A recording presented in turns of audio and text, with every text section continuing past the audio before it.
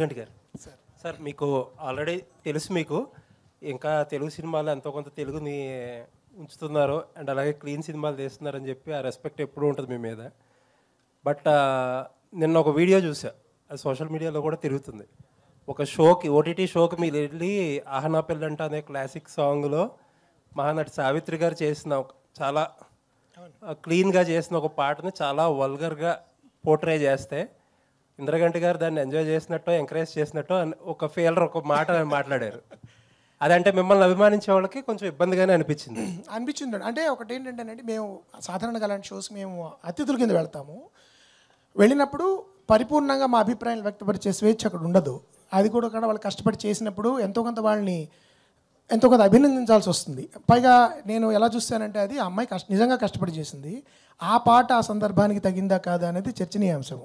నా దృష్టిలో దాని గురించి ఖచ్చితంగా డిబేట్ జరగాలి. More people should talk about it. I'm sure already conversation start అయింది దాని మీద. అది జరగడం మంచిదే. కానీ ఒక్కొక్కప్పుడు ఎలా ఉంటుందంటేనండి, మీరు 4-5 కట్స్ మేము నవ్వుతూ ఇలా వేస్తే మేము ఏదో విపరీతంగా ఎంజాయ్ చేస్తున్నట్టు మీకు ఉంటుంది. కానీ అలా ఉండదు.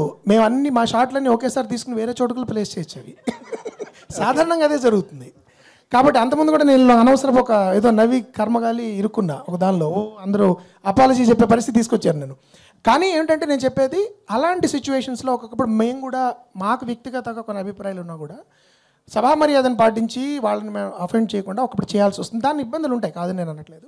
బట్ దాని మీద నేను కూడా చూశాను. దాని మీద వచ్చిన రీల్స్ నన్ను ప్రత్యేకంగా 100 మంది పెట్టారు. మీరు మాట్లాడిన దానికంటే ఘాటుగా ఇంద్రగంటి గారు ఏమిటండి ఇది అని. కానీ నేను I want to make it clear that మేము ఇంటెన్షనల్గా చేయట్లేదు అది.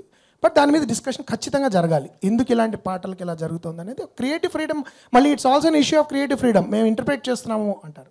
నాకు వ్యక్తిగతంగా బెల్లీ డాన్స్ అంటే చాలా ఇష్టం. It's a great art form. కానీ మేబీ ఆ పాట దానికి కరెక్ట్ కాదేమో. ఇవన్నీ మేము అక్కడ చర్చించలేము అతిథులకి వెళ్ళి. అందుకని అంటే మీ మీద క్లీన్ నేను చెప్పిన పాయింట్ ఒకటి అయితే, ఇంకో పాయింట్ ఏంటంటే ఎటువంటి సందర్భానికైనా ఎటువంటి ప్రశ్నకైనా సరే మీ స్టైల్లో మీరు సమాధానం చెప్పగలరు.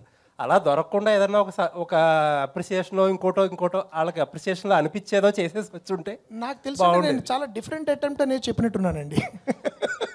అంటే పాపం అమ్మాయి దట్ గర్ల్ యాక్చువల్లీ, అంటే నేను ఆ పాట కాకుండా వేరే చేస్తుంటే I would have appreciated it. చెప్పాను కదా, దట్స్ అ వర్క్సమ్ సిచ్యువేషన్. మేము వెళ్ళి ఒక గంట సేపు టకటక వావ్ సూపర్ అనేవి పడ్డాయి అనుకోండి, వేరే అర్థం రావచ్చు. But yeah, I'm inviting. నేను అది పూర్తిగా ఎండార్స్ చేస్తున్నాను చెప్పను. నాకు చాలా చాలా చాలా ఇష్టమైన పాట, నాకు చాలా చాలా ఇష్టమైన సన్నివేశం సినిమా అది. బట్ ఇప్పుడు మోడర్న్ టైంలో ఎలా అవుతుందంటేనండి, people are interpreting in their own way. రకరకాల ఇది క్రియేటివ్ ఫ్రీడమ్ పేరు రకరకాల ఇంటర్ప్రిటేషన్స్ ఇస్తున్నారు.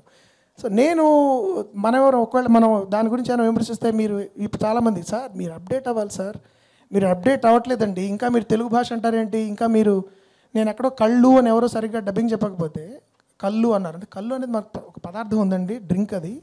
కళ్ళు అనాలంటే ఈ రోజులు కూడా ఎవరు పట్టించుకుంటున్నారు సార్, మీరు మరీ చాదస్తున్నాను అన్నారు. అలాంటి టైంలో నేను అప్డేట్ అవ్వట్లేదేమో నాకు భయంగా ఉంది.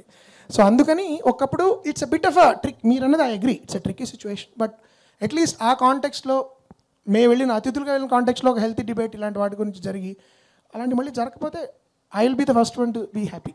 Thank you.